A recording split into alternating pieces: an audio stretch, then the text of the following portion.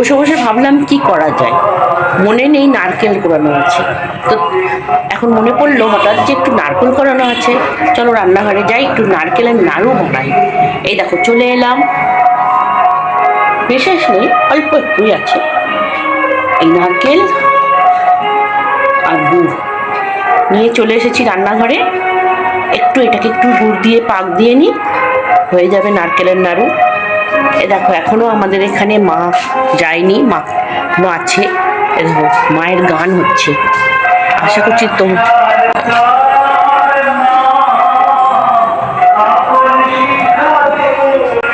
দেখেছো কি ভালো লাগছে বলো, মা চলে গেলেই কত কষ্ট লাগে। ঠিক আছে রাখি, করে নি। এই দেখো চলে এলাম নারকেল নাড়ু নিয়ে, নারকেল নাড়ু রেডি।